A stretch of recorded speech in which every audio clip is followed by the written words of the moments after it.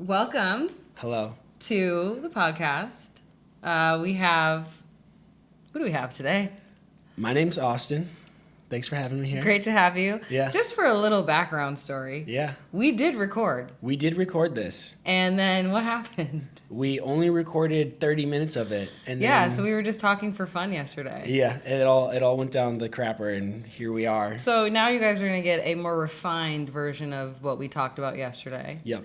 But welcome. I know we've done a podcast together before, Yep. so this is our second Yep. podcast together.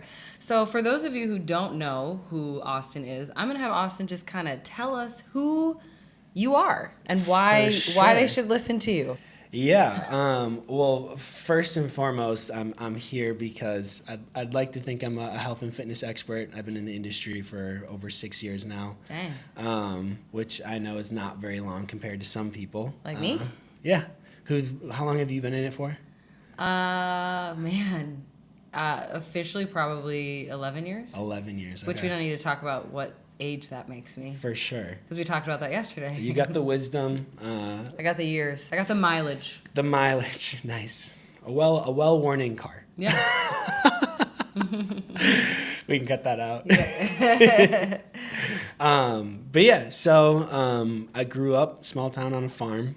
And that was kind of my upbringing of, baling hay, having horses and chickens. Hey, I feel like we talked about this. Yeah. Yeah. Which is funny because that's the same way I grew up, which Yeah. people don't believe. Yep. City girl. They think I'm a city girl, but You're I'm a actually farm a girl. country farm girl. Yeah. Okay. Baling hay. Baling hay. We had horses. We had goats. We had to drink goat milk, which is Oh, wow. disgusting. Okay. So whenever people have like goat cheese, like, oh, it's so good. It literally makes me think of goats that we had on our farm, and they are disgusting. Goats are evil. And they eat everything. But mainly they're really fucking strong and they are evil. I know people are like, oh, they're so cute. They're not. If you ever have goats as pets, they are evil. Anyways, continue. So you're from a farm. From a farm. I guess I feel like when you grow up on a farm, you just like learn a lot of just like work ethic and Yeah. manual labor and just like putting your head down and doing stuff. Right. Which, Getting up early as fuck to do things. Yeah. Which for sure has lent into me running my own fitness company and the skills I've needed to kind of progress that. Yeah. But yeah, so from there, I went to college and then dropped out. College dropout.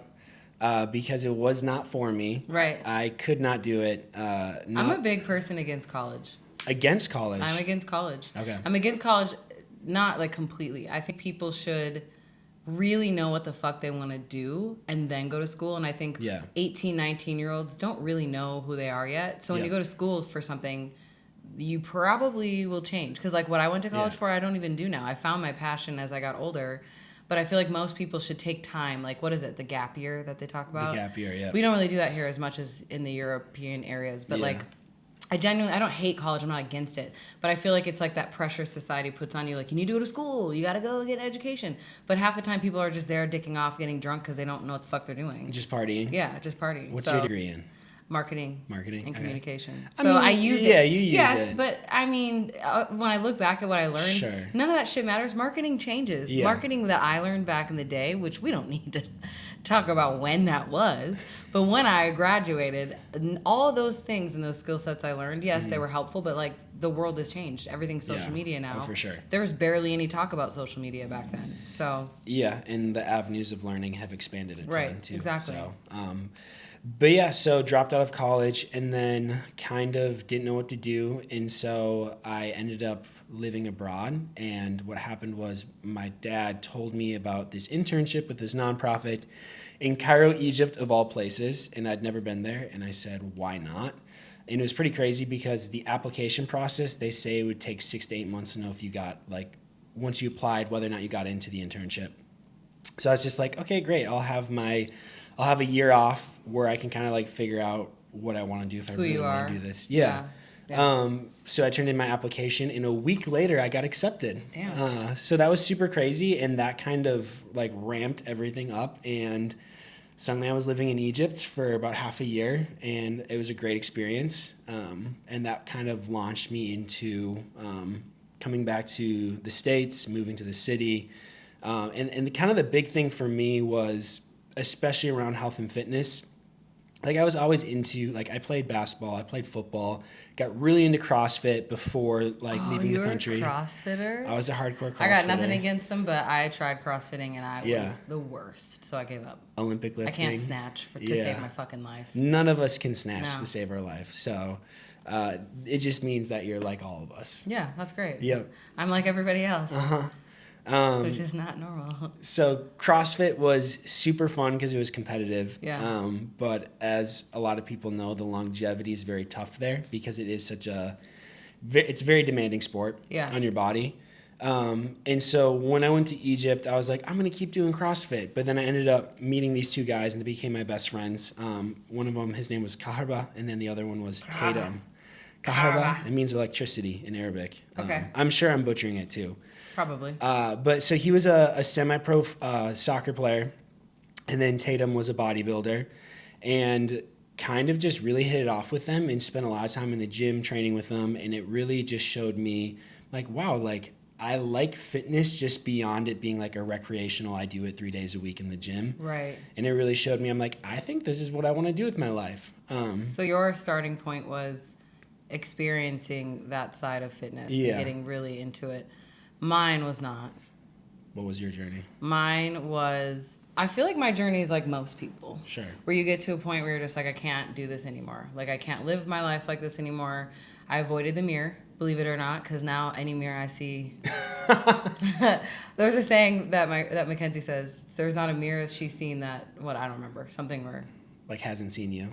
No, there's not a mirror she's seen that she hasn't liked or something like that. Okay. Which is true. But that wasn't always the case. Like, I do love myself now. I love my body now. But back then, I just hated seeing myself in the mirror. And so my starting point was most people where it was like, I just want to look good. And then from there, it obviously evolved into wanting to feel good, wanting to have energy, wanting to be strong, wanting to be a bodybuilder, all that shit. But yeah, I feel like that's most people's starting points is like just they had that moment of fuck it, I can't do this. But when did it turn into like a career for you? From just being like, oh, I want to train and look good to like, oh, I actually really love this. Because it changed my life. Okay. Like once, like I've talked about this, which we're not going to talk about me that much, but I've talked about this before where this was back before social media was what it is now, where you could find coaches. It was Beachbody. It was fucking, what is the other one? Herbalife, which I, by the way, did Herbalife. Wow. I did. But it was my boyfriend who got me into it at the time. But anyways. Pyramid scheme. There was not a lot of information out there to like, couldn't hire a coach because it wasn't like how it's so easily accessible now. And so I went into it with a fucking just the drive to just change my life and be like, I'm going to figure out what to do. Googled things, tried to figure out what was healthy. And that was kind of my starting point to getting into fitness. Wow, it's really hot in here. It's warm. I'm doing okay. Are you? I'm literally sweating. You're and sweating? I never sweat. Okay. But anyways, so I just kind of taught myself how to eat and how to train. And then once I started to like live that lifestyle and understand it and see my body change and my energy change and just like my friends change too, which I'm sure you experienced that. Like I stopped drinking, so people stopped inviting me, and I was like, damn, I don't have any friends anymore. So, like, for real. So then I was like, okay, let me go places where there's people that are also doing this. Who else is working out and eating right and doing all those things? And so what led me to coaching people, why I really loved it so much, was because I was like, I want everyone else to feel how good I feel. I want everyone else to know that they can do it and that they're capable of this. And it's really not that hard. But, like, if you just have the right tools, you can do it. Yeah, that's cool. You don't have to Google search things anymore. You can actually hire a coach or hire somebody to help you. But like, I really do believe that if someone really wants to make that change when they get to that point, it's now so simple. Like, you have all the coaches at your hand. There's a lot of opportunity. There's a lot of experts. Yeah. Which brings me to my next point. So you're an online trainer. You're also an in-person trainer, but you're focused more on online now, right? Primarily online. Which is what I've been doing for, I think Okan's 7 years old now. But since we're coming up on the New Year's, what would you say? I'm trying to remember all the things that I talked about with you. Just let it. It's new. It's fresh. I'm not trying to replicate our podcast yesterday, but so for someone who's just getting started, wow, I am really sweating though. Like, it is really hot in here. It's 80 degrees. Do you need to go turn the AC on? I mean, we could open a window, but that'd be loud. Yeah. Anyways, just so you guys know, if I look like I'm sweating, I am. But for people who are in that position, Yep. like obviously we're coaches, we're trainees, we know what to do to reach our goals. We know how to help Yep. other people. But for somebody who's just kind of getting started or has fallen off, Yeah. what would you say, your bit of advice for somebody to kind of get their foot back in the door? For sure. I think that the most effective thing you could do is hire a coach. Get an expert to help you out. So one of us. One of us. What is your company called, by the way? AG Fitness. AG Fitness? Yeah. What does that Austin stand for? Gelhar Fitness. Oh, okay. Literally first, last name Fitness. I mean, my last name is Ocon. Yeah. And that's my business. Ocon's cooler than Gelhar, though. It is because it's not as common of a name here. Yeah. But if I was in Africa, that's a very common name. Okay. Ocon. Gotcha. That's how you're supposed I mean, how many Gelhars do you know? I don't even know how to say Gelhar. Yeah. So no. I don't know any. I'm unique, okay? Yeah, of course you are. Anyways, AG Fitness. So getting Austin a Gelhar coach. Fitness. So get a coach. And we talked a little bit about this. Yeah. You don't just want to, like, as I did say, there's a lot of access to coaches, Yep. but Not you get all- what you pay for. Not all coaches are created equal. You know. We didn't touch this. There are a lot of people who you'll see do a show. This is probably my biggest pet peeve. Someone competes one time and suddenly they're coaching people. They're training. And yeah. it bothers me because I love the passion. I Yep. want people to, if you really love to help other people, I love to see that. Yep. But if you don't have the experience, you should not be helping people lose weight if you don't Yes. really know what you're doing. Yeah. You should go get educated. You should get certifications. You should do mentorships. You should work with other fitness professionals. Which who've you've been done, doing right? it. Yeah. Yeah. So if you were someone who wanted to get into that, what would you recommend people do? Start with a cert, and you can do like NASM, and that's kind of like your foot in the door where you'll learn super basic foundation. stuff. Yeah. And then honestly, the biggest knowledge that I've gained is doing mentorship programs underneath like actual PhD professors who they're everywhere now. Like literally, like I did one underneath Dr. Pat Davidson, and it was like a 3-month mentorship program where it's literally like college level education, lectures, homework, and you learn so much, and it's exponentially cheaper than going to a university. Right. I mean, and that's back to what I was saying. I'm not Yeah. against college, but I think when you really know what you want to do and you really figure out what your passions are, there are so many ways you can do it without necessarily having to spend, I don't know, $50,000 on an education Yeah. that you're now spending Yep. the rest of your life paying back. There's Yep. ways to kind of get around that and to get the, the education that you want. Yeah, for sure. And that goes, so like when someone's in that process of like looking for a coach, I'm like, they should have a track record. Yeah. They should have success stories. They themselves should be a success story in whatever field that they're in. And they should also have some type of education background. And it doesn't have to be traditional college education. It can be certifications, online courses, mentorships, but Right. they should have experience. It's like when you buy anything online, Yeah. you look at I mean, some people don't do this, but I look at the reviews. I check all the reviews. Yep. So if there's not any reviews or any people that have said anything about it, they might not really. I mean, there's people starting off, you know. for so sure. like, I'm not saying that if you're new, you don't know what you're talking about necessarily, Yep. but for the most part, if you're really wanting to get fitness Yep. under control, it's good to find a educated, Yep. experienced coach or trainer. I also think that if you're a personal trainer and you've never done, or if you want to get into personal training and you just want to do online, I think you should have to do in-person coaching before you go completely to online Why is coaching. that? The amount of hands-on experience you get from in-person coaching allows you to actually build programs specific to individuals. Do you know that I did online coaching Before? only? I never did in person. You do in-person now? I do now. Okay. And I started doing in-person training literally because, okay, when you're single and you do online training, Yep. you have very little, like I have no coworkers. I mean, I have Cora, but like Yeah. I have no coworkers. I don't see my clients in person. So there was a point where I was like, I literally will go weeks without seeing people other than going to the gym to train myself. Yeah. So I started to be like, let me do, like I do my boot camps, obviously, but I like to do in person now because it gives me that. Human interaction. Yeah, Yeah. actually. All right. So, I mean, I understand what you're saying. Sure. But I also think you could also go the route where you do online because I did it. You can. I think it's a little trickier though. Why though? In my opinion, I think hands-on is always the best way to learn. So it's like it's I guess it's one thing if you've been super involved in fitness, Yeah. but if it's another thing, I don't know. That's just my It's fair. in my You know, opinion. your opinion is valid. And not everyone has to agree with me. No. That's okay. I went the opposite route. Yeah. I didn't ever want to do in-person training. I really didn't. And now I'm back to being like, okay, I think I want to go back to online because it is really nice. The thing about working for yourself is you have that freedom to just make your own schedule. Mm-hmm. But when you do in-person training, you really don't have the freedom to spend your days how you want as much. You're in the gym. You have a schedule that you have to stick to. And not that you don't when you work for yourself online. But anyways, okay, so moving on. Yep. So we're coming up on the new year. Yep. So we're getting that new year, new me cycle coming through. Mm-hmm. And the fun part about the holiday season is the YOLO, like just it's the holidays, like there's cookies, there's celebrations, there's all these things going on. I'll start in the new year. Yep. So how do you feel like people should actually handle this time of the year? Like, for sure, how could they start the new year, I guess, early? Yeah.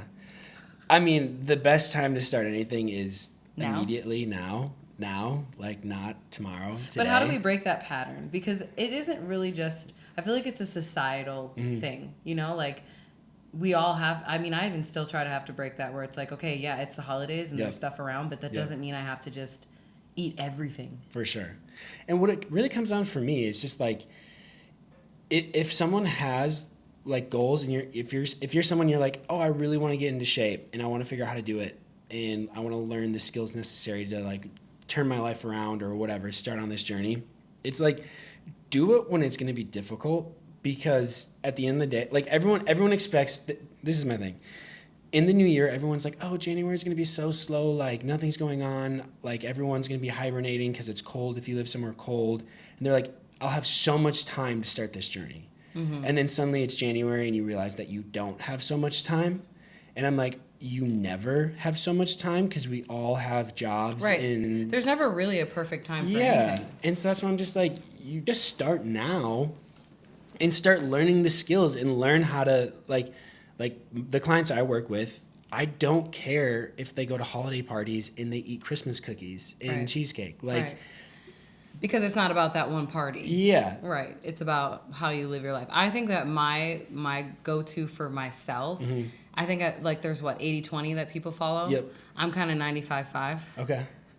But that's because I really like how I eat. I love my diet. I love my routine. I love my structure. But I say for the majority of people, if you're already eating 80-20, 90-10, whatever that structure is that you have for yourself, 1 or 2 meals off plan a week or more isn't going to really do that much damage to you. Yep. It's the people who from basically Halloween all the way until the new year are like, fuck it. Yeah. The fuck it mindset. Yeah. We talked about that. We did. The fuck it mindset is very dangerous because we do it with everything. Like I used to do this a lot with like, not even with the holidays, I'm talking in general. That mindset where if you eat something like an Oreo, like I'll have a couple Oreos and then I'm like, fuck it. And I eat the whole thing of Oreos. And then I'm like, well, I already did that. So fuck it, I might as well go eat more. And then that mindset goes into the next day and the next day. And then before you know it, snowballs into weeks and months. And like, that's a dangerous place to be. And I think people get the fuck it mindset during the holidays. Yep. Yeah. Ooh, cops. They're coming for you. They're coming. Yeah. And I think that mindset, like, really for me, I'm always like, if you have a bad day or a bad meal, it's like just get back on the train the next day. Right. Like, who cares? But that's part of the process I think that people have to start to recognize is that for me, I used to be like, oh, I fucked up today, but I've progressed because I used to let this one bad moment turn into a bad week. And so if you can look at it like that, like, okay, maybe you had one bad week versus an entire bad month. That's still progress. Yeah, 100%. But learning how to slowly reel that back where it's like, okay, I used to let this go for months. Now it's only been 1 month. Or I used to let this go for weeks and now it's only been 1 week. Yep. So it is really about just progressively getting better at picking yourself back up, stopping yourself and being like, okay, I'm not going to let this continue. I'm going to stop it now before it can turn into a disaster. Yeah. And even giving yourself like the grace to like not beat yourself up. Right. We'll touch on this again. But positive reinforcement over negative reinforcement, where if you start this spiral of like, oh, I ate the whole thing of Oreos and all the cheesecake, like I'm a piece of crap. Like, I literally have that. I've had that thought process. And the next day where I'm like, God, I'm such a fucking piece of shit. Yeah. Which is disgusting to say to yourself. Yeah, it's awful. But then you really do have to reprogram your brain to be like, meh, whatever. Yep. I ate something, big deal. But that takes a lot of like unlearning, rewiring your brain because I still have to stop myself. It's like the moment you have that thought, you have to stop and be like, no. Yeah. Like, this is not that big of a deal. Like, just get back on track. Yep. But that's the other thing is people will have those moments, and then what do? They punish themselves. They punish themselves. They starve themselves for the day, Yeah. or they go work out and do a bunch of cardio. Yep. I know a lot of people will restrict. That's usually the go-to thing. Like, I just won't eat anything. Like, I'm going to skip breakfast and lunch, and I'm only going to eat dinner. Yeah. And then you set yourself up for more binging because then you're hungry. Yep. Yeah. I've done it. The best plan is to continue to follow the plan. Yeah. Even if you go off track. Get back on track. Get back on track. And the holidays is a perfect example of that. And also, I tell everyone I work with, it's really rare that you have like an event or a party that's not in your calendar. And so it's like when the holidays come around, it's like you know you're going to grandma's and you're going to eat Christmas cookies. So plan for it. Right. You know? And that's the thing. But that's the thing. We, as human beings, complicate everything. And it is actually very simple. Yes. You don't have to freak out about things if you are, 90% of the time, we'll use that, eating really well and exercising. That little 10% that you're off from events or family dinners or date night or whatever, friends night out, that little 10% isn't going to completely throw you off as long as you're still sticking to things 90% of the time. Yep. Like an A is still an A. Yeah. I mean, even like I tell people, and you already said 80-20, like, yo, if you eat 28 meals a week, that's breakfast, lunch, dinner, and snack, and we're doing the 80%, 20% rule, there's 4 meals that you can kind of do whatever you want, and you can still be healthy. And we're talking about the average person, obviously, here. We're not talking about, we're both obviously bodybuilders. Look at us. We're both bodybuilders. So it's completely different when you're in the bodybuilding world as far as like, if you're in a prep or something like that. For sure. But if you're just like, I want to be healthy, I want to feel good, this is really, it's very simple. Yeah. It really is. Like, eat healthy most of the time. Yep. Work out. Yep. I can hear every noise. Every now and then. Work out. But this is the other thing. Let's talk about this really quick. Yeah. The idea that people have, this burnout idea, which we'll talk about with going into the new year. Actually, let me just bring it up right away. Yeah. That whole idea of like, all right, I'm going to go hard. And we talked about the hard 75. Yep. 75 hard. 75 hard. Yep. Same thing. Yep. People are like, all right, I'm going to do this hard thing. And for me and you, hard 75, I've looked at it. Like 75 hard. Okay. Can I just say how I want to say it? Let's just say it right, okay? Let's just say it how I want to. Okay. But like people are so excited about it. I'm hyped about it. If someone really can genuinely, like if it helps them, I love that. Like you like it, I love it. But the problem with things like 75 hard. There you go. Okay. Is that it's literally 0 to 100. Yes. It's so much stuff that if you weren't already doing these things before, now you've overwhelmed yourself. Yep. Now you've created this programming for yourself that is so overwhelming that what are you going to do? Yep. You're going to do 30 days or less and quit. Yep. Start simple. Start simple. Make it easy for yourself. Make it easy. You don't have to work out 6 days a week. You don't have to eat perfectly all the time. Nope. If you just make those small changes, like I always tell people, it's little by little. Start small. You don't have to build, Rome wasn't built in a day. Yeah, exactly. The consistency. I always say, on a long enough timeline of good decisions, you're going to end up winning. Right. You know, but you just have to give yourself that timeline, and you have to set realistic goals. Like 75 hard for most people most of the time is not realistic. No. Because are you really going to go from not working out to working out twice a day? Exactly. You know, it's twice like, a day? It's 2 workouts a day. I wouldn't even do that shit. Yeah, exactly. And that's why it's crazy where it's like you can lift 2 or 3 times a week and get 8,000 to 10,000 steps in a day, and you are going to be exceptionally healthy if you tie that with a diet. I think the 75 hard is good for people who are like, okay, I already do all this stuff. I need a greater challenge. Yep. But I think since we're talking about just getting back into things with a new year, all that stuff, like it really is about making it as simple as you possibly can for yourself. And also, like, taking it one step at a time and not overwhelming yourself. And going back to that positive reinforcement, when you can look at your wins and you can celebrate the good things that you're doing and that you've done, like it's going to feel much more rewarding to continue to do those things. Right. Versus being like, oh, I'm trying to do whatever, the whole 30 or a paleo or 75 hard, and then you fail at that. Then all you can think about is, oh, I failed. I'm not good enough. I suck. Versus being like, hey, I set a goal where I'm gonna walk 7,000 steps a day, and then I hit that for a week, and I can really celebrate that. And it's a funny thing. The more you show up for yourself and you accomplish the goals you set, the more confidence you build in yourself. So like when you do set realistic goals and you achieve them, it does give you that confidence in yourself. Like, I can do this. Yes. Like, I'm capable. Like, look at what I just did. And like you said, this is my biggest thing that I remind people of, mastering one thing at a time. Mm-hmm.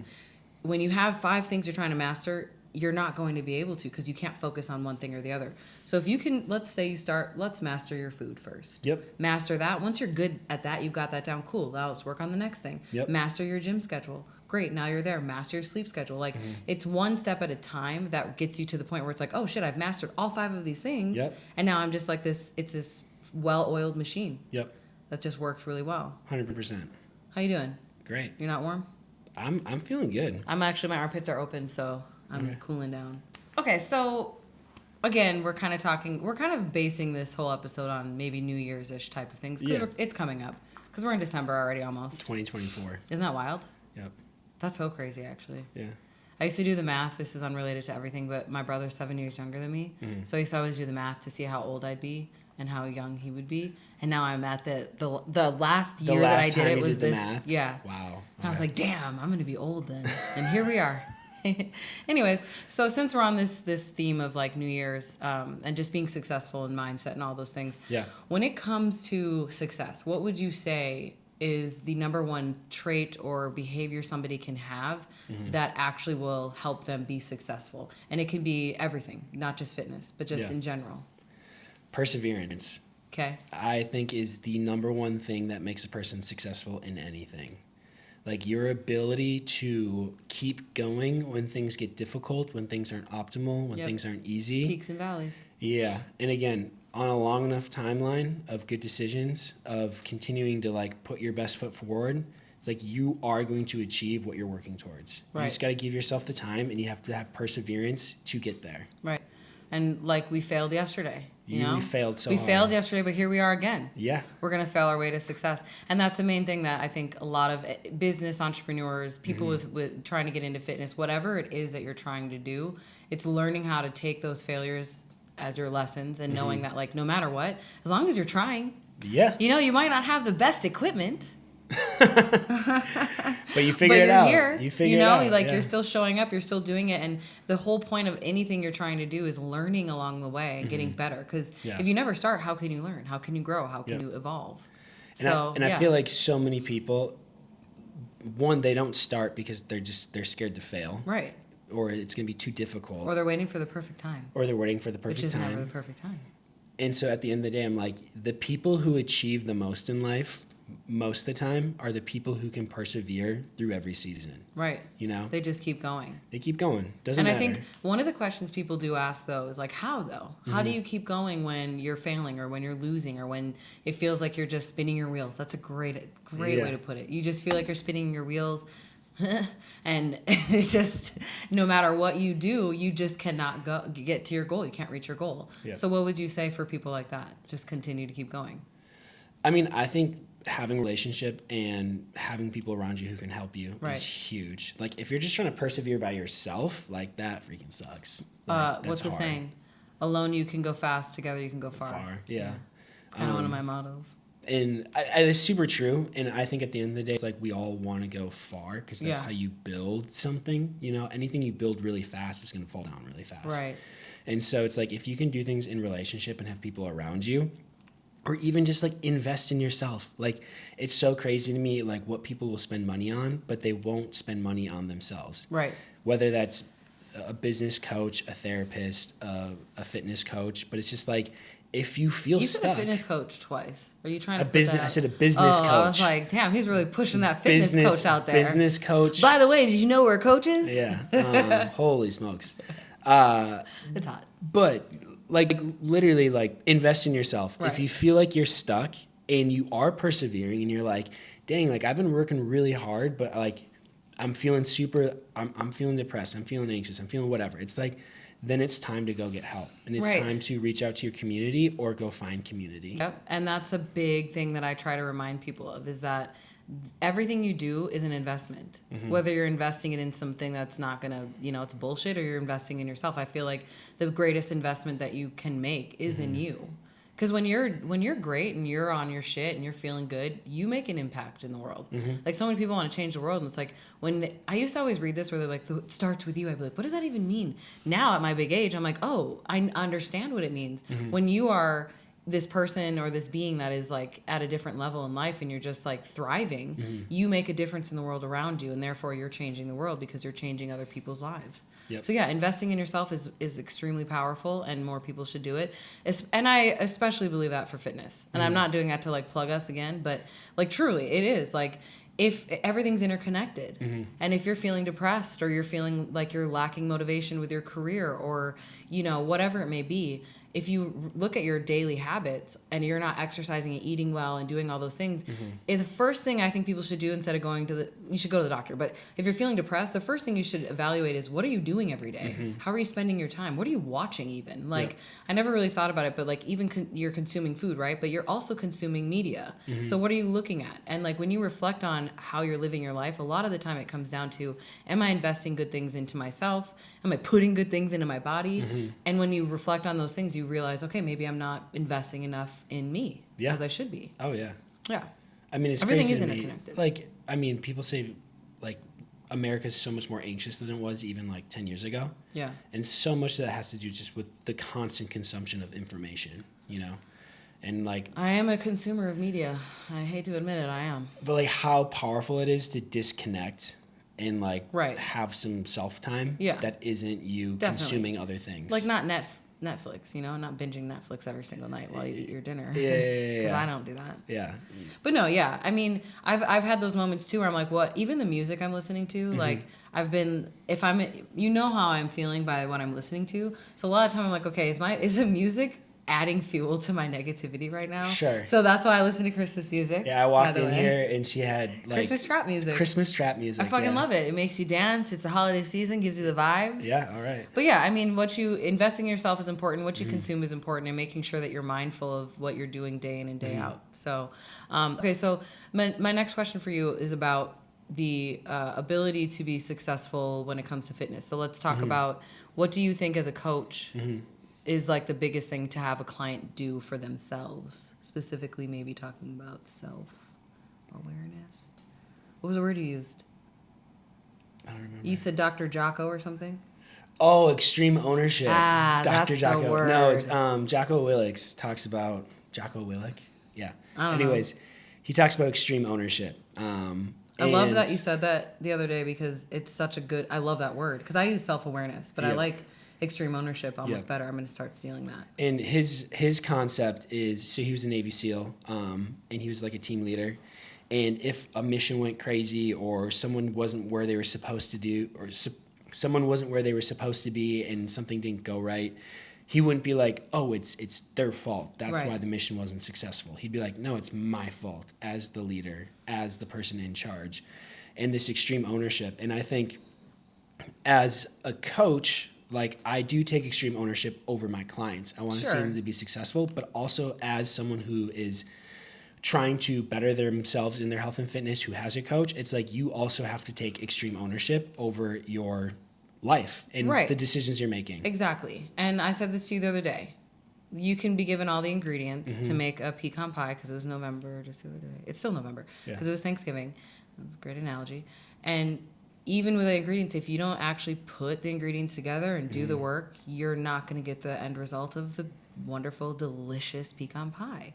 So you can have everything you need. You can have the tools, but it's up to us to actually use them and apply it. And like you said, I do take ownership for everything. Even as a coach and in life, I do. If something fails, I usually am like, okay, it's still on me to have been successful. So obviously when clients don't do well, but there's also that point where I remind my girls, like I have guys too, but mostly females, that you need to be self-aware of yourself. You need to also recognize, like, okay, I've had people come to me, friends just in general, being like, oh, I'm not seeing results, my trainer is trash, or my coach, blah, blah, blah, blah. And I'm like, but hold on a second, though.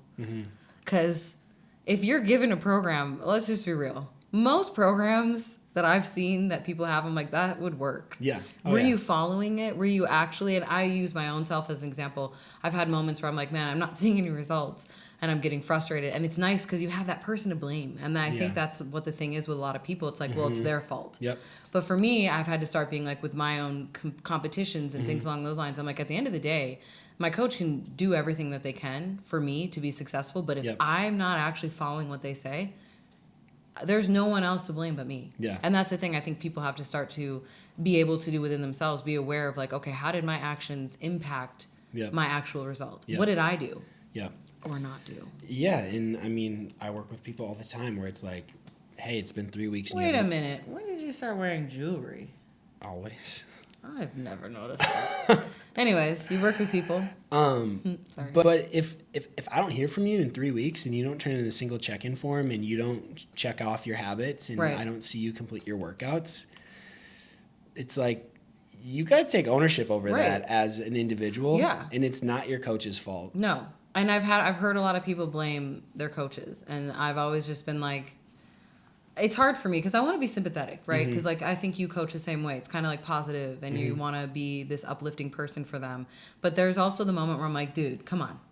Like, I've been eating everything you said. I've been doing everything right. And I'm like, but you haven't. Yeah. Because like, let's do the math here. Yep. Like, that's the thing is like, it's kind of a science when it comes to like macros and food and all those things and expending the calories. All the things add up. So it's like, if you're doing what you're supposed to be doing, you're going to see results. Yep. And like, you could have the most basic plan possible. And if you're doing it, you're still going to see those changes. Yeah, 100%. Yeah, it is down to kind of holding yourself accountable. But also it is nice having a coach or someone to hold you accountable to. Yeah, and that's like the benefit, but then it really does. It always comes down to self. Right. Like you are your greatest barrier and you're also your greatest piece of like tool for success.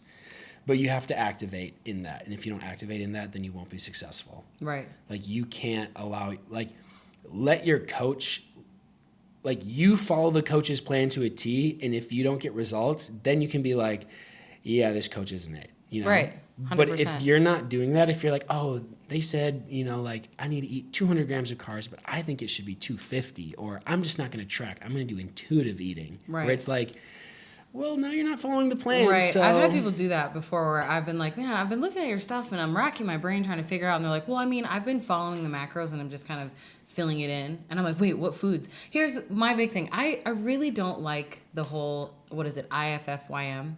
If it fits your macros. Because I've had people who are like, well, I had cereal for breakfast and then I had some chicken. Like I went to McDonald's. I'm like, wait a minute. They're like, well, it's the macros. And I'm like, I know, but the sources of which you're getting your food are still important. Yeah. They are. Micronutrients are more important than macronutrients. Right. But I think that's the thing that culturally, or not culturally, social media has made people think like, oh, I can eat like shit and still see results. It's like, but you should be wanting to put good fuel in your body. Yeah. And if you want to build muscle and you want like body composition, comes down to. This is a great topic that we should talk about. Yeah.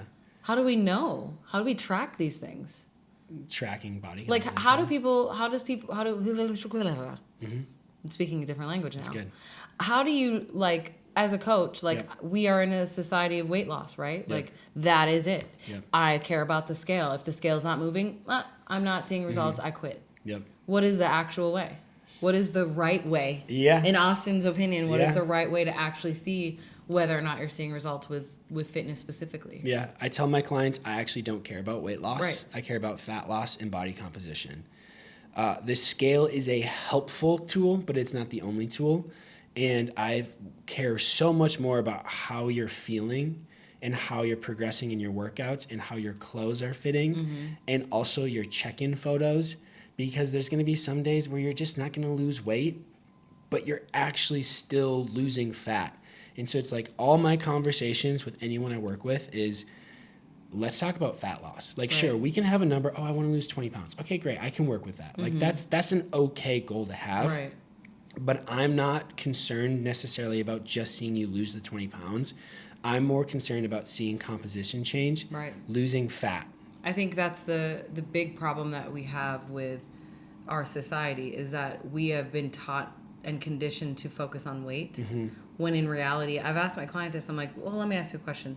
Do you actually care about weight, or do you care about fat loss? Like, is that really what you want? Because when you ask them that, they're usually like, well, no, actually, I just want to lose this extra fat that I have. I don't like it, and I want to gain muscle. And I'm like, okay, so when you think about it, like building muscle, you're probably going to gain a little bit of weight. That's the point of building muscle. You're gaining some mass. And then at the same time, if you're losing weight, like there's going to be weeks where it's like, hey, you might have, like we talked about this, the rate of which you can lose fat versus muscle, obviously it's not the same, but if you're doing it correctly, you're still going to be gaining muscle, building muscle, which is going to be gaining weight, while you might be losing fat. Agree. Which is changing your body composition. So when you think about that, and I think that's a problem, people don't understand that. So they'll go weeks and weeks, like I have clients that are like, well, I haven't lost any weight, so I think I hit a plateau. But I will tell you this, my pant size is 2 sizes down. I'm like, but wait a minute. So what's the problem here? You're smaller. Your clothes are fitting too loose. You have to buy new clothes. You love how you look in the mirror. You're sending me videos of yourself like just feeling yourself, but you're frustrated that the scale's not moving. But why do we care about the scale then? What does it matter anymore? It doesn't. It doesn't. It doesn't. It really shouldn't. But I think that's a problem that people kind of have to fix, or rewire their brain to think like, okay, I don't actually care about weight as much as I care about what I look like, my strength that I have. And maybe losing some of that body fat. And like as a coach, it's like I'm looking at so many different metrics where it's like I'm looking at the scale. I'm also looking at your workout performance. I'm looking at the food you're eating. I'm looking at your steps. I'm looking at your we're watching you. We're always watching.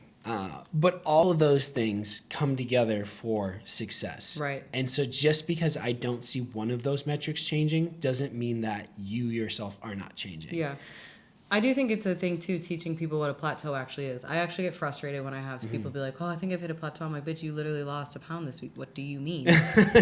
It's actually a frustrating thing, and it's not their fault. Again, it's not their fault, because what has social media taught a lot of people?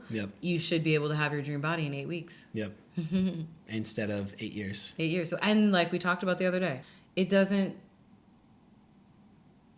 I lost my train of thought.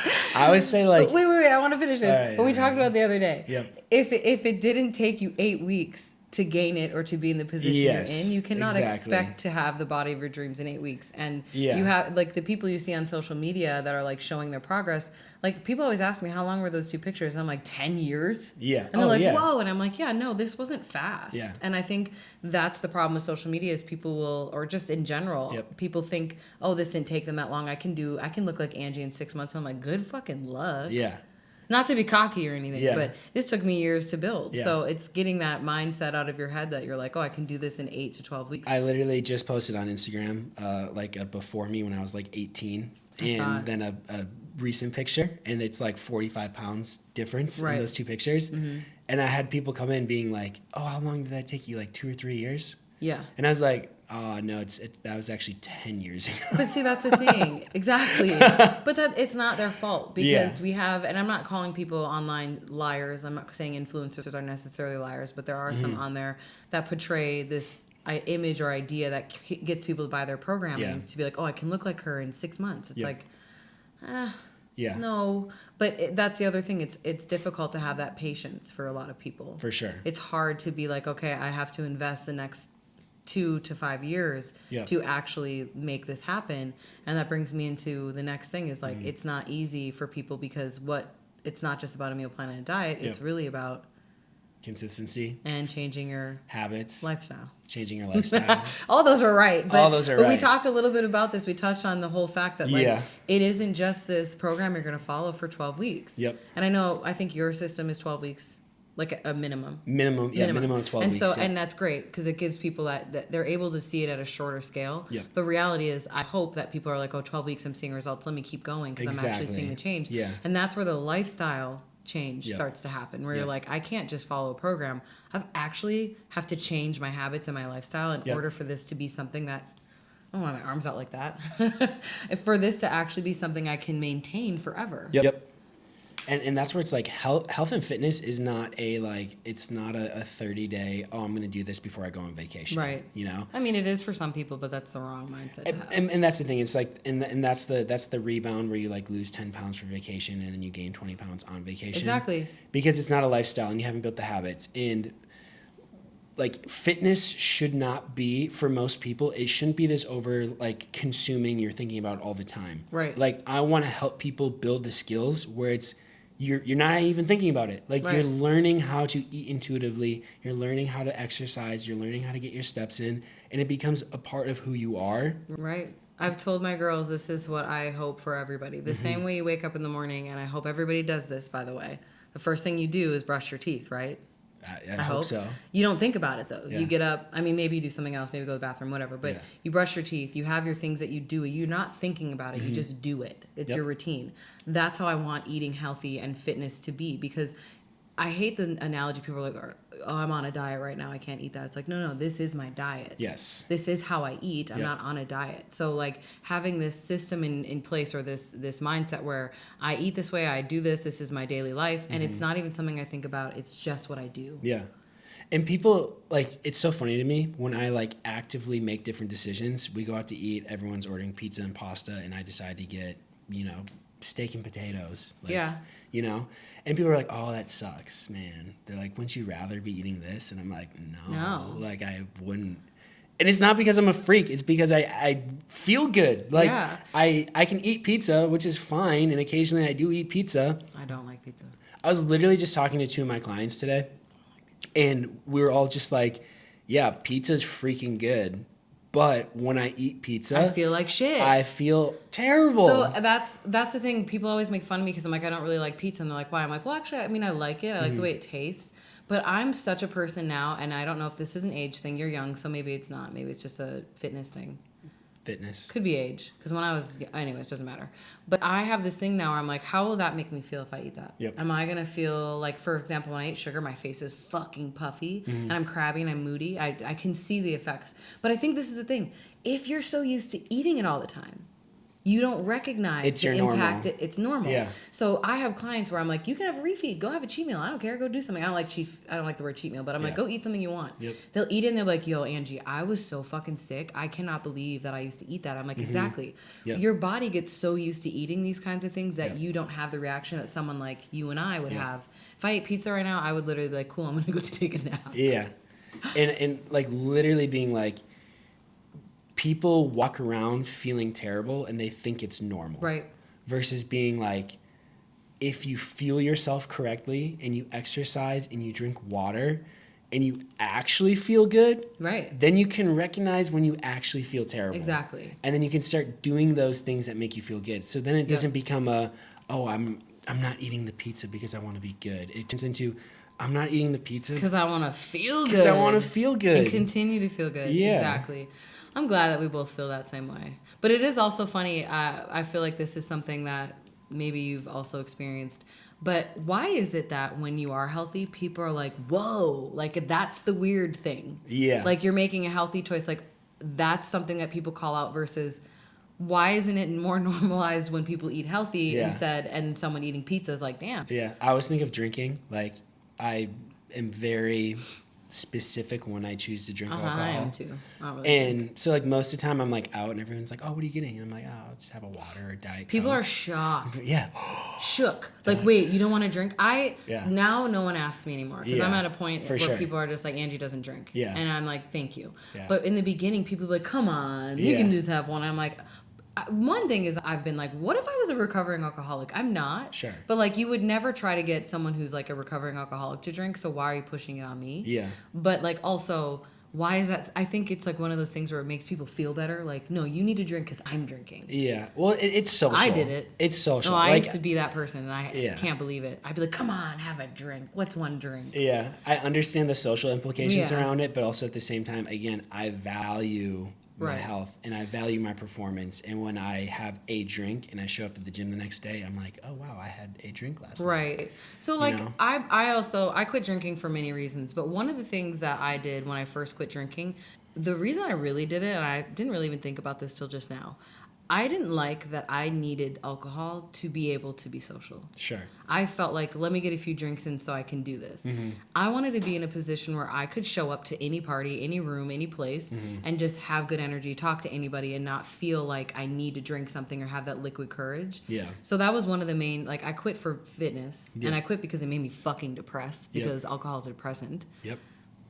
if anyone's feeling depressed and you drink a lot, maybe you might want to cut that out. But the big thing is like, I think people need alcohol to feel like themselves or to feel like the person that they want to be. And I was like, I want to be that girl that people love when I'm drunk. Even though y'all have seen me drunk, obviously I'm not usually her because she's very wild. But I still wanted to be able to have that good energy for people and be sober. Yeah. And I still do it to this day. Like I want to be able to go places and be like, have conversations with people and not feel like I need to drink alcohol. Yeah. I like make jokes with my clients where I'm like, sobriety is the new enlightenment. Where it used to be like, oh, I need substances to become enlightened. Yeah. Versus being like actually the most enlightening. Be present. Yeah. Being present and being sober and being sober-minded. That was the other thing too. When I was drunk, I don't even remember the fucking conversations I had with people. Mm-hmm. So now it's kind of funny. I'm sober having conversations with drunk people. They probably have no idea what they say. Yeah. And that's another thing I like, having a little bit of like control. That's not like a bomb. Yeah, it's just the mic. Oh. Yeah. Anyways. But yeah, I mean, I'm not a judgmental person. Like, if you drink, fucking do it. I don't give a shit. Like, if that makes you happy, keep doing it, unless you're an alcoholic, then maybe seek some help. But that's dumpster.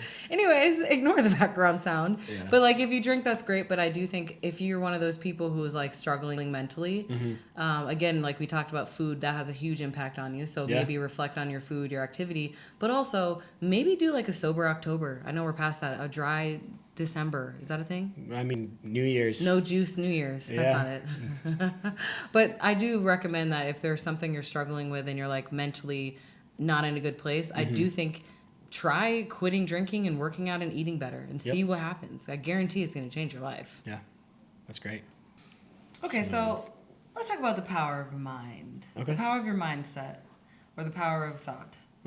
I think we've been talking a lot about New Year's and like the whole concept of like new year, new me.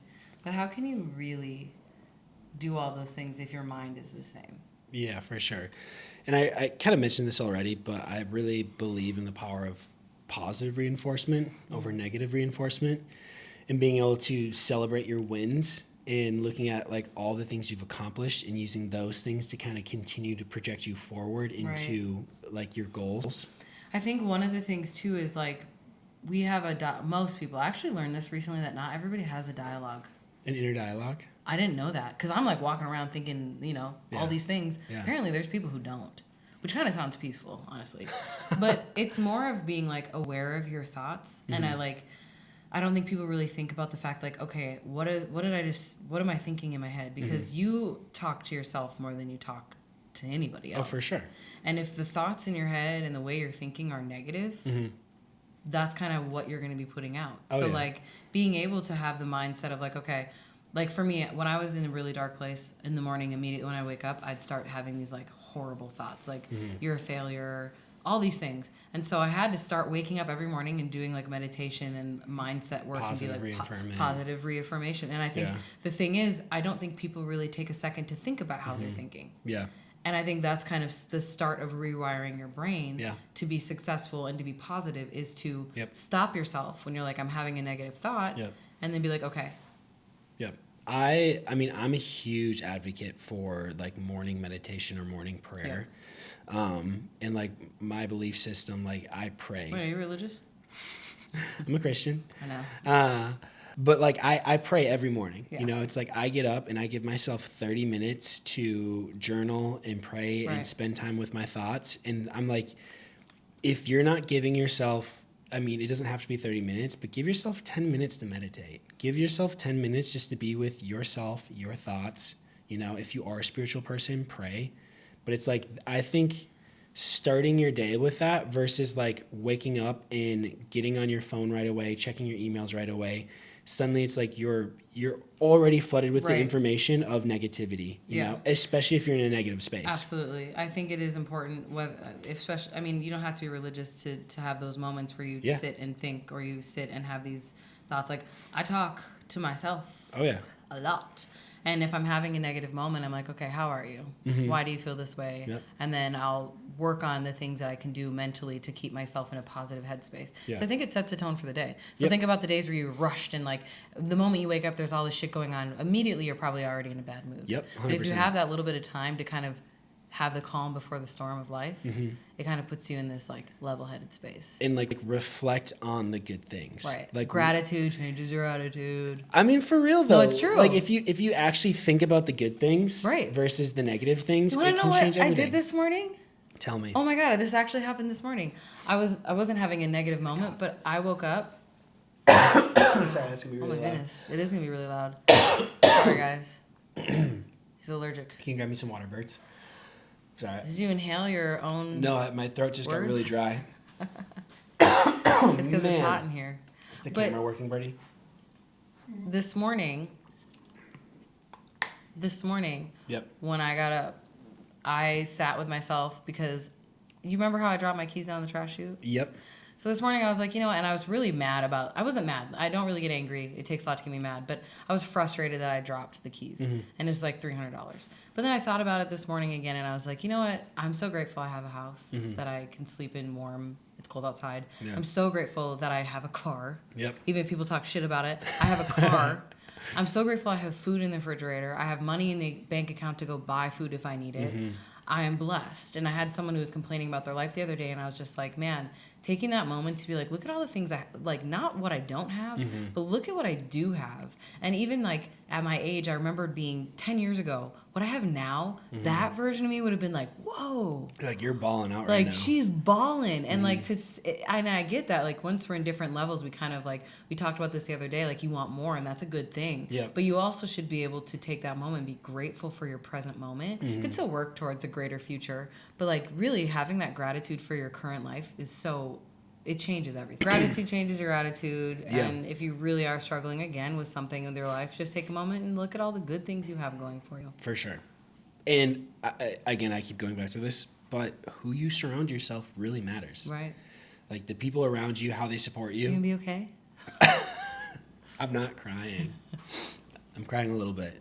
Out of joy for this podcast. Yeah.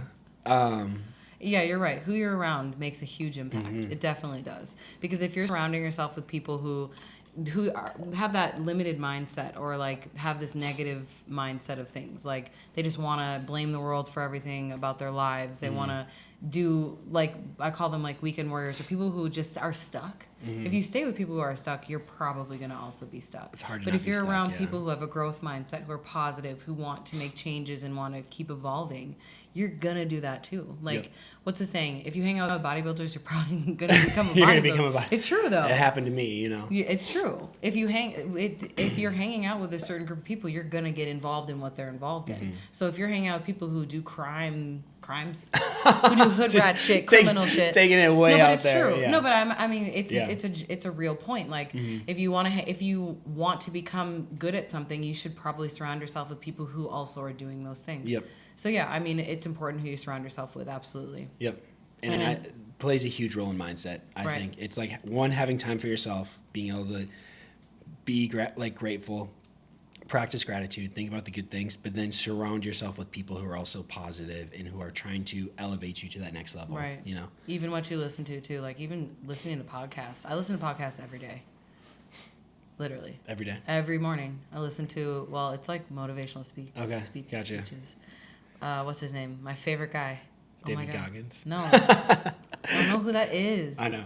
I can't think of his name right now, but he's literally one of the best motivational speakers. Okay. I'm just a nerd. I listen to like science stuff. That's fine. I get bored with those. So I like to listen to things that get my fire lit.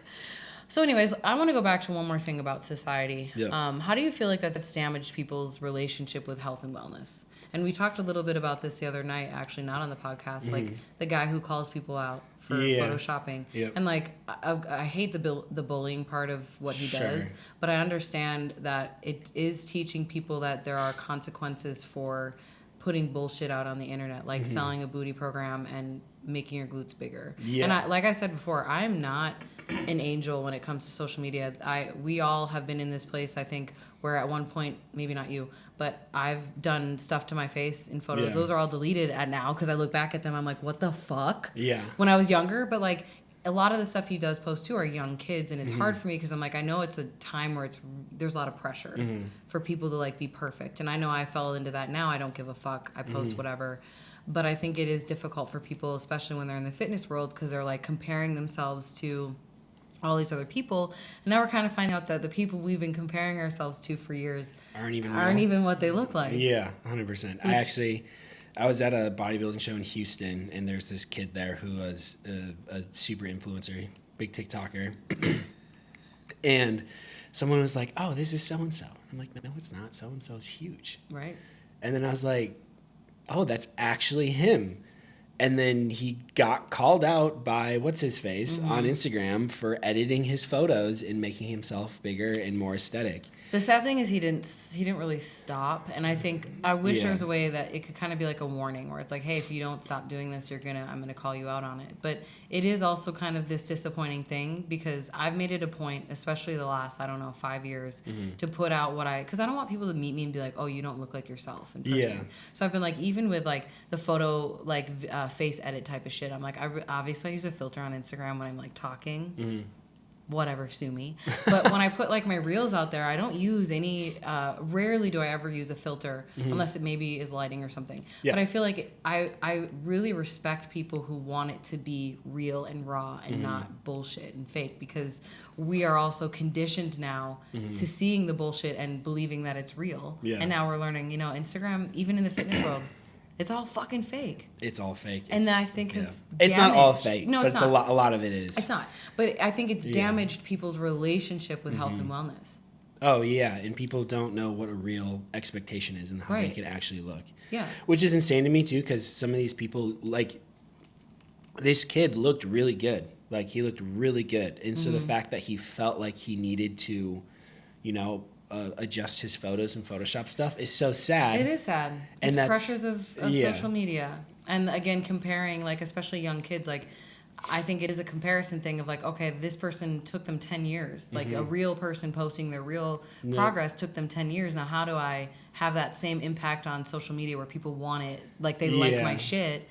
But it's like, you want it now. You don't want to put in the work and do the time for it. I'm 20 and I've only been lifting for 2 years and I don't look like so-and-so yet. It's sad that I think people get to that point where they feel like they need to Photoshop their stuff to look a certain way. But I also think, like I said, I don't like the bullying side of what this person does.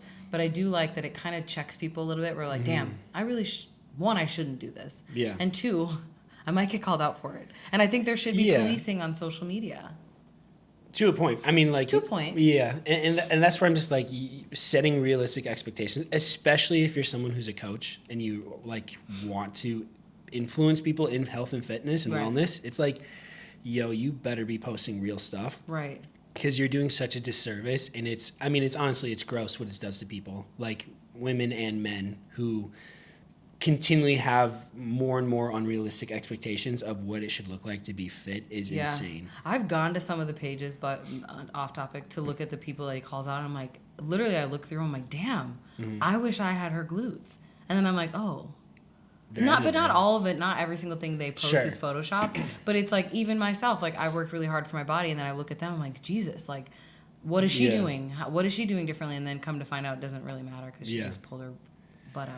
We're all just working on ourselves. Right. And that's the thing at the end of the day. It's like, it is really tough, but it's like you have to remove yourself from some of the outputs and like not consume so much of what's going on. Comparison is the thief of joy. Yeah. And it's like, how can I be the best version of myself? Right. And it's like me versus me. I'm a victim of that too. Like I'm on social media. Do you have body dysmorphia? I do not have body dysmorphia. Yes, you do. I have unreal expectations for myself. Austin will be at the gym and he'll be like, oh, I don't want to use this word because I don't use this word. He'll be like, I look fluffy. Yeah. And I'm like, bro, you literally have fucking abs. Yeah. You're ridiculous. But I think body dysmorphia is definitely a bigger thing in the fitness community. Oh, for sure. Because I do it where I'm like, damn, I don't look good. And people are like, you're my dream body. You're like, when you think you look really bad day. You're my dream body. But I think people also, it can go into body dysmorphia as you lose weight. I think people... It's when you see yourself a certain way for so long, it's really difficult to see yourself how you are now. So you might still see that. I've had people say, it's like, I still think I'm that. I hate this word. I hate the word fat. Because I don't say I'm this muscle. You're not whatever. Sure. But I have had clients be like, I still see this fat girl that was bullied and all these things. And she's like, but it's hard for me to see myself how I am now. Yeah. And I think body dysmorphia is something that is also a mental thing you kind of have to learn how to work through. Yep. 100%. Me, I do not have body dysmorphia. Maybe a little bit. Maybe a little bit. I feel like we all have it a little bit. So one last topic. Yeah. Before we end this wonderful episode. Yep. This is a fun one for me. It's actually my favorite one. Okay.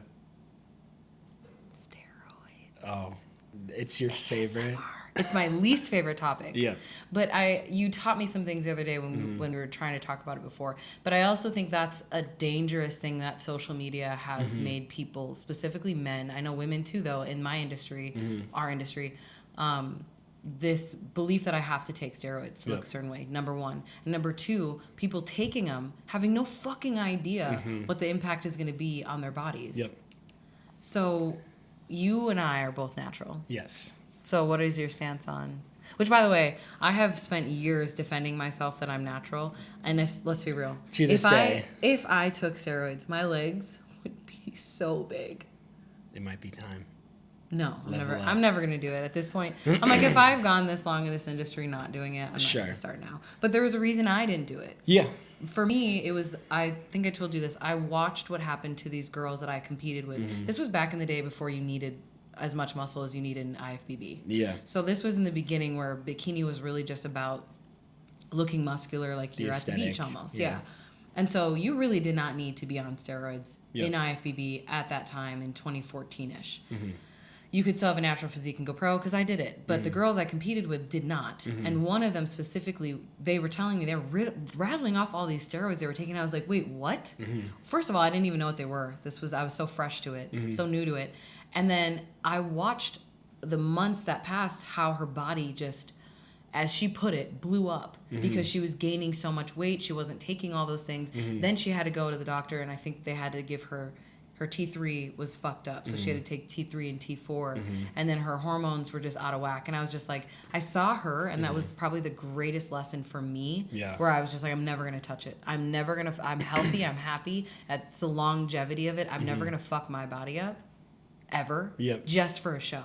Because after I'm done competing, I don't want to be like, have all these issues. Yeah, I think for me personally with steroids, it comes down to like knowing what you're getting into and working with someone who also knows. And like I'm by all means, like I'm not an expert in this area. I know nothing. But like it's becoming more and more common that kids who are 19 are hopping on here and they don't think there's going to be repercussions, or they're like, oh, like it's going to be totally worth it. And then suddenly you're infertile and you're doing a post-cycle therapy and you just like still can't figure it out. Which is really sad. It's super sad. And so one, like kind of a general rule I've always heard is that you should have at least 7 years of natural training in your pocket before you think about getting on steroids. Because there's a lot of gains you can get naturally, and you can build a very impressive physique without needing any type of steroids. And if you're young, you can actually do it fairly quickly, especially if you're new to the gym. Like in the first 2 years of lifting, you can get pretty crazy if you're a relatively in shape human already and you're young. And so it's like, one, it's like, okay, spend some time actually figuring out if you love the sport, you know? Because the last thing you want to do is get on a whole bunch of gear and then end up not liking bodybuilding or not love hypertrophy training. And then suddenly you're like living with those repercussions for years until things can get balanced out. And so it's like, get your blood work done, like treat it with extreme caution, and treat it like a professional. It's like you are taking, like it's dangerous. It's medication. It's medication, and it has helped some people who need it. There are people who, especially when you get older, I know there's men that are prescribed things. But also, there's other avenues too outside of taking testosterone and different things like that, where it's like, and I'm not talking about SARMs, but I'm talking about there's what things. SARMs? They're like androgenic receptors. They're supposed to. I don't know what that is. But there's other things you can do to enhance your performance or your muscle without having to go directly taking steroids. And also having a good coach and trainer who can give you the tools that you need to actually build solid muscle. But really fast, since we're talking about it, neither of us are knocking people who take steroids. I have a lot of friends in the industry, just friends in general, who take stuff.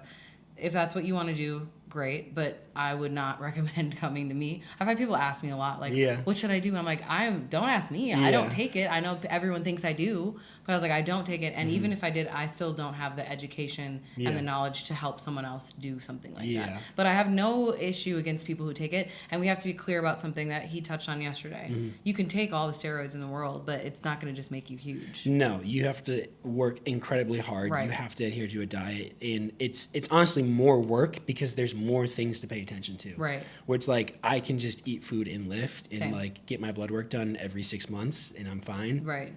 Versus if you're going to be taking PEDs, you're going to be getting your blood work done, every 3 months at a minimum. Yeah. And you're also having to regulate a lot more things to make sure that your body's operating properly, which is fine if you want to do that. Yeah, it's fine. I just get so annoyed when I see people talking shit like, oh, they're on steroids. I'm like, but they still were, even if they still worked really fucking hard. Yeah. Like, I've seen people who are on steroids, no offense. Yeah. But they look like shit. Oh, yeah, absolutely. So it's like, it's not this magic thing that just makes you suddenly look like fucking C-Bum. And just be honest. Like, if someone asks you, like, are you on anabolics? Just be honest about People it. People have a hard time in this industry being honest. Yeah, and I mean, in most industries, people have a hard time being honest. I mean, it's kind of like plastic surgery. You know that they did it. Yep. But at the same time, like, I still, I feel like in person I don't look as big as I do online. Maybe. Sure. I've been told that before. I think it's true. I mean, angles help. Angles do help. But, like, I don't feel like I actually look that big to the point where people would be like, you're on stuff. Yeah, versus when I also have genetically been lucky. Like, my brothers, one of my brothers specifically is super jacked. I have African genetics. I don't know what the science is, but I'm pretty sure black people build better muscle. Build better muscle. There's like a whole thing with our muscles. Yeah. But like people just want it to be that's what it is, not that I worked really fucking hard for the last 12 years. And stayed consistent. And people don't understand that even if you are on steroids, you still have to work really hard. Exactly. Yeah. And then at the end of the day, it's like, it's not a cop-out. Like, you can't just be like, oh, they're on steroids, so like... Yeah, never mind. It makes people feel better or something. Yeah. Like, oh, they're on steroids, never mind. You don't get the praise than glory. It's like, they still work their ass off. Yeah. So, Anyway, so yeah, I mean, I feel like that's our episode. We wanted to end it with steroids. I think that's great. Deer. Juice. But we hope that this episode helped you guys a little bit. We talked, I think we were pretty on track the whole time. We kind of stayed with other than my cough attack. Yeah, other than Austin almost dying, which would have been good for video if we posted it. Wow, great for views. It'd be clickbait. Very clickbaity. Is that a thing? Clickbait? My podcast interview. Austin dies on my podcast. Yeah, dang. It actually would probably go viral, but I'm glad you didn't die. Okay. But thank you, Austin, for coming on and sharing your plethora of knowledge in the fitness world. Oh, for sure. I think that this was a helpful episode for anyone who's kind of looking to get started, or even people who are in the fitness world that are just kind of looking for some mindset, motivation type of things. Make it happen. To listen to. Yeah. But yeah, so Austin, I think we'll probably put your bio, or not your bio, what are they called? Links? My link. Your link to his page. If you're interested in being trained or coached, not in person trained, online. Online coaching. By him, to have his body. I had a guy be like, oh, I want his legs. So if you want his legs, then you could have him coach you and then spend 7 years to build them. Spend 7 years, build some great legs. There you go. You got a 7-year client. Perfect. But thank you for coming on. We hope this episode was helpful. If you're looking for New Year programming, we're both doing a challenge, huh? We're both doing a challenge. Yeah. You're doing a New Year challenge? December 11th. I'm doing a 21-day. Mine starts December 11th. 21-day challenge is what Mine's I'm doing. a 14-day challenge. Okay. Well, we both have challenges coming up. Wait, are you doing a New Year challenge? No, I'm not doing Bro, we could collab. We could. What do you guys think? Maybe we should do a New Year challenge. You could take the guys, I'll take the girls. Wow, okay. Because I don't really train guys that much. Anyways, thank you for coming on. Yeah, thanks for having me. We hope you guys enjoyed this episode, and hope you guys have a great holiday season. 'Tis the season. Peace. To be jolly.